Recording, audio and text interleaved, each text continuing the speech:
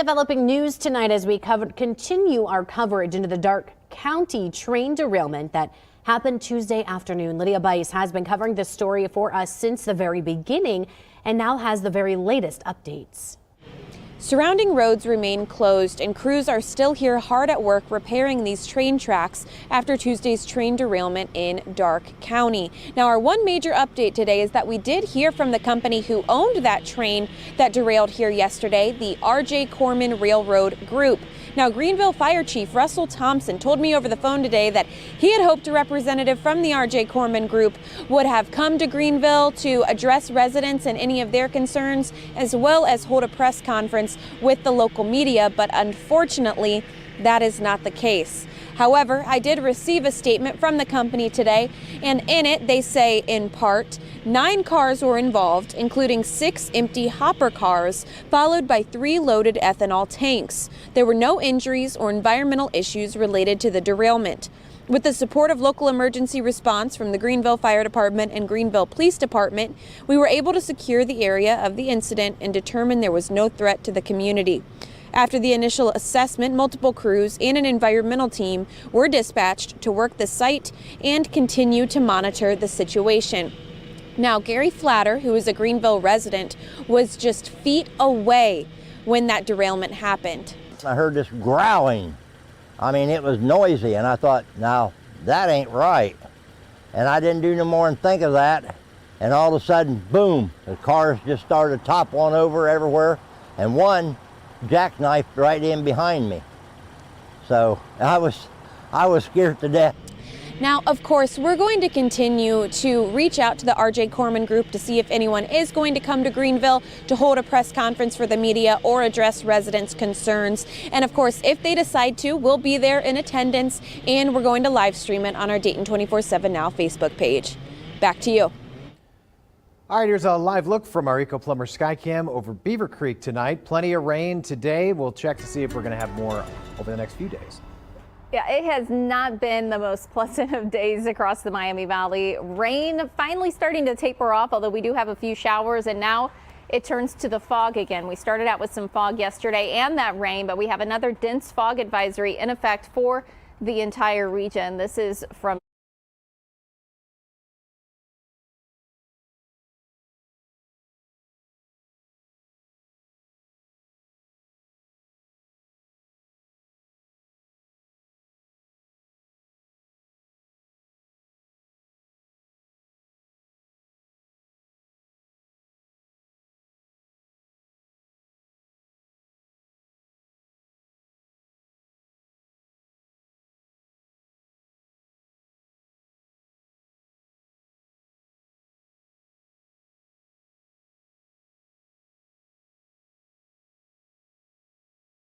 tour, if you will, for the Amtrak expansion that is being proposed, and that includes the Dayton area. We're talking about the 3C plus D expansion. The D, of course, standing for Dayton. There'd be 2 stops, a Dayton and Springfield stop.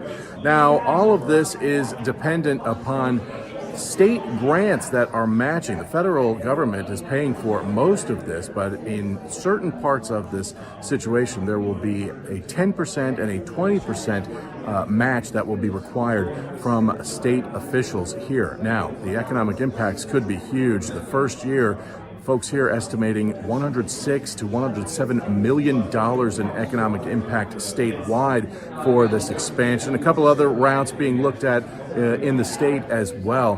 Folks here estimating that we could see shovels in the ground by 2028 and riders on trains in 2030.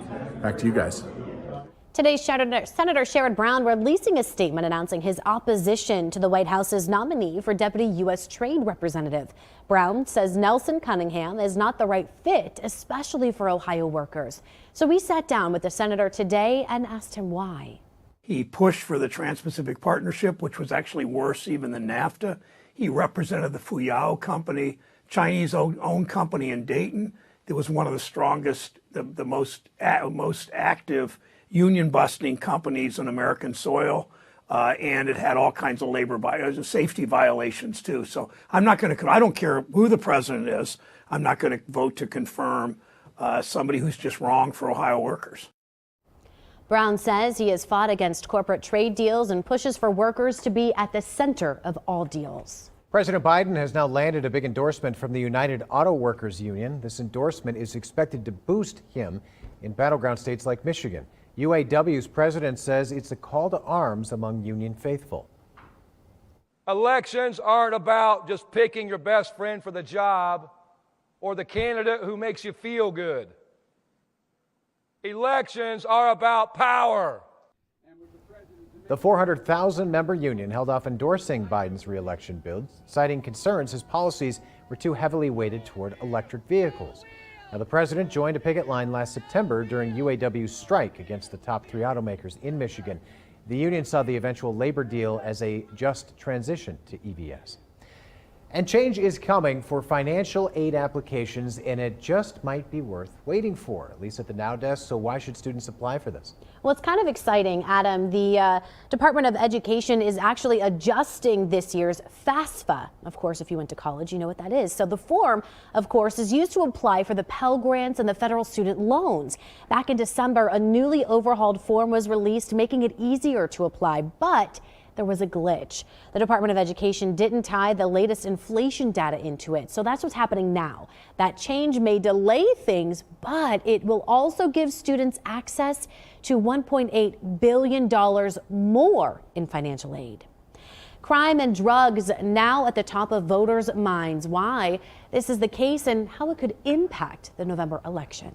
Also, a furniture bank donating furniture to those in need. A look at the organization and how you can get involved too.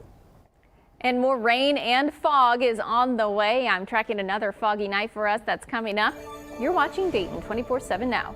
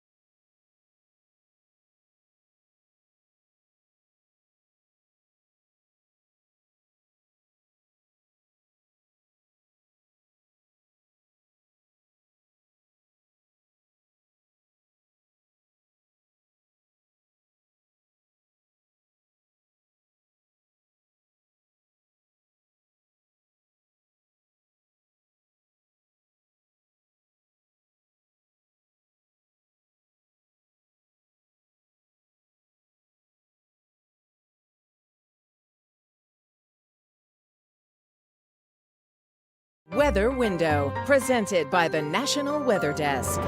The Northern Lights reappeared last night. These images were taken not far from Fairbanks, Alaska. A large chunk of ice that formed during last week's storms has now broken away from the Lake Michigan shoreline. An incredible sun pillar brightened the sky over Nebraska on Monday. And here's a rare nighttime view of a lenticular cloud in Maine, illuminated by the almost here wolf moon. For more content like this, follow the National Weather Desk on TikTok.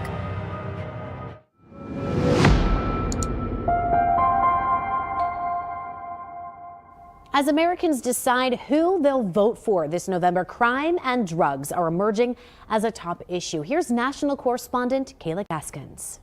A CVS permanently closing in Washington, D.C. It's bad that it's shutting down, man. You know what I'm saying? Because a lot of our medicine that I'm getting for me and my son, that we can't even get out of there. In-N-Out Burger getting all the way out of Oakland, California. Crime cited as the reason for both. Drug issues rising nationwide as well. In 2023, the DEA seized enough fentanyl pills to kill every American. The amount of drugs that continue to destroy American lives has to stop. These concerns creeping into the 2024 election cycle. A Harvard-Harris poll conducted this January shows crime and drugs ranked number 4 of 30 among the most important issues Americans face. I'm not surprised it's that high. I mean, if anything, it could be higher, and here's the reason why. Fentanyl is the leading cause of death in the state of Missouri. I mean, we are in a massive drug crisis. The same poll shows only 40% of respondents approve of Biden's handling on crime and violence. A Gallup poll from November reported 63% of those polled say U.S. crime is extremely or very serious, the highest ever recorded by Gallup. That, of course, leads us to our question of the day. For today's question, we want to know, do you trust elected officials to effectively deal with crime and the drug epidemic? Share your opinion by voting on this poll at Dayton247now.com. Click on that question of the day heading in the news tab. And we do have the results from yesterday's question of the day. We asked, do you approve of the Biden administration's handling of the crisis at the border? Of the more than 13,000 votes, 94% said you disapprove. 6% said you approve. To weather we go, and it was a foggy and dreary day. At least it was warmer, though, than we've been used to. Not too bad. Yeah, it's amazing how the 40s and 50s feel so much nicer after you're below zero. Big time. But now we turn to fog. That's our concern, as well as more rain on the way, too. Here's a look at current visibility. Not terribly low at this time, with the exception of a couple of spots like Bell Fountain at a half a mile, third of a mile, as you can see in Troy. Same thing with Richmond. Now, we're going to continue to see fog develop overnight. Not as much rain overnight for us, so that means more fog is in the forecast. By early tomorrow morning, expect visibility to be a quarter mile or less, and then more rain builds in. So although improvement in visibility is expected by the late morning hours, we'll then start to see the rain. Rain then moves out, and then check it out. By Friday morning, could be dealing with more fog, about a quarter mile or less visibility early Friday. It's not until late Friday we'll finally start to see some things clear out just a bit, but clouds, kind of gloomy conditions are sticking around for us. I'm going to talk more about that rain, how much more we're expecting coming up. FEMA visiting Columbus Fire as part of its fire safety tour today. Federal, state, and local fire officials spoke on the dangers of winter weather, especially involving an increase in fires. Sarah Converse explains. A small Pickaway County community rocked by a heartbreaking loss this week. A local pastor and his 2 sons killed in a house fire. All of it happening just a day after a Columbus firefighter was hurt fighting a fire here in Linden. These instances, serious examples of why FEMA is joining with state and local fire officials to raise awareness of fire safety during the winter. U.S. Fire Administrator Dr. Lori Moore Morrell stresses this is the time. Nationwide, there is a rise in deadly fires. Already this year, we are above average. Last year, the average was 6 fire fatalities a day. They recommend having an exit strategy in case of a fire, practice the escape routes. Also very important, don't forget to check your smoke and CO2 detectors. In Columbus, I'm Sarah Converse. An organization that helps furnish the homes of those in need is now expanding to serve the Dayton area. Tej Joshi gives us a look at New Life Furniture Bank and tells us how you can get involved. Have you ever imagined a place like a food bank existing, but instead of helping the community with food, they help with furniture? Well, a place like that definitely exists, and I am there right now. This is the New Life Furniture Bank, and I want to show you around because this place is in Blue Ash, Ohio, and it serves the entire Southwest Ohio region. The team of volunteers and staff here help those who are in need of household goods and furniture by collecting them through donations across the region and working with partner agencies to ensure those people get the help they need with all kinds of household items to make sure they can break the cycle of homelessness. Now, this organization has been focused on serving the Cincinnati region for years, and in recent times, they have a new emphasis in spreading their mission to the Dayton region. I was able to speak with one of the community leaders here about how and why they are focused on helping to get this furniture you are seeing right now to those who need it in the Dayton area. Hope is to continue to expand those services to Dayton, but we need the community's help. We need your gently used furniture and household donations so that we can deliver them directly to your neighbors in need in the Dayton community. That was Tage Joshi reporting. Now, if you're in need of furniture or have some gently used furniture you're looking to donate, you can head to nlfurniture.org. There you can find a list of items they accept and find assistance for your furniture needs. Community leaders across the Miami Valley are joining together to combat hunger in our area. The Super Bowl of Caring is helping to eliminate child hunger in Dayton. Our partners will be accepting food and monetary donations. The donations will then be distributed to 3 local organizations: the Food Bank, For Love of Children, or Flock, and the House of Bread. You can contribute by taking out your phone, scanning the QR code to make a donation. That donation drive ends February 12th. Well, we still have some light rain, little mist continuing across the area. That will be with us this evening, and then it's just the fog that we'll be dealing with overnight. But more rain is on the way. This is making its way in from the southwest. Another system traveling northeastward will bring us more rainfall, especially second half of the day tomorrow. So fog to start us off for the day, rain for the second half of the day, and you'll see that here. Overnight temperatures drop into the 40s for us, going to stay above freezing, of course, fairly mild for this time of the year. Tomorrow, I do think we will see temperatures getting back up into the mid 40s, maybe even some 50s by later into the day, but this is about 8 p.m. So it looks like after 5, 6 p.m., more rain builds in. Widespread precipitation for our Thursday evening. That makes its way out. We start out again foggy for our Friday morning, but finally dry. Still cloudy, but drier for our Friday with those temperatures back into the 40s as well. We will see another round of rain make its way in on Saturday as well. I'll talk about that and a few snowflakes coming up. An Ohio favorite celebrating her 7th birthday. Coming up, how Fiona the Hippo is spending her special day. You're watching Dayton 24/7 now.